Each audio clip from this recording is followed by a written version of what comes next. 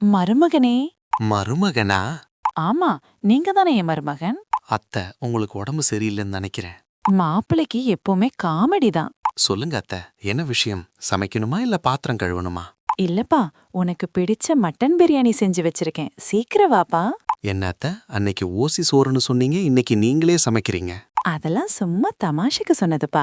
என் செல்ல மருமகன் நீ, விளையாட்டு கூட சீரியஸா எடுத்துக்கலாமா?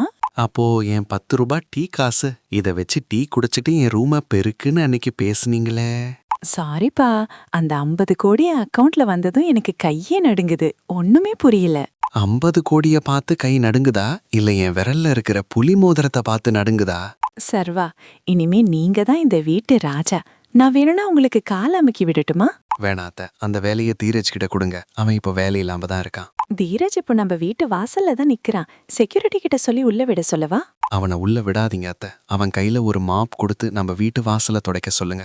நிஜமாவாப்பா? அவன் பெரிய பிசினஸ் மேன் ஆச்சே.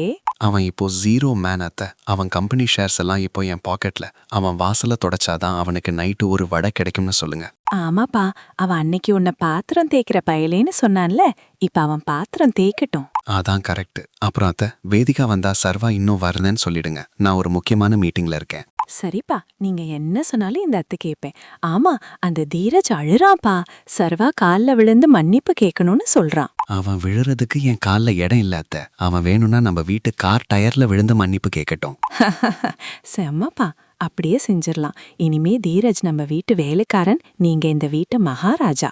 எல்லாம் அந்த 50 கோடி பண்ற வேலைன்னு எனக்கு தெரியும். சரியாத்த, ஒரு முக்கியமான விஷயம். சொல்லுப்பா, என்ன வேணும்னாலும் செய்றேன். அந்த 50 கோடி உங்க அக்கவுண்ட்ல இருக்கணும்னா இனிமே வேதிகா முன்னாடி நீங்க ஒரு வார்த்தை கூட சத்தமா பேசக்கூடாது. சத்தியமா பேச மாட்டேன்பா.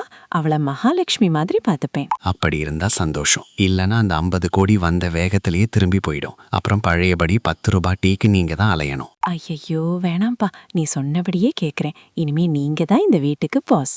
அந்த பயம் இருக்கணும். முழு கதையையும் கேட்டு மகிழ பாக்கெட் FM ஏப்பை டவுன்லோட் செய்யுங்கள்.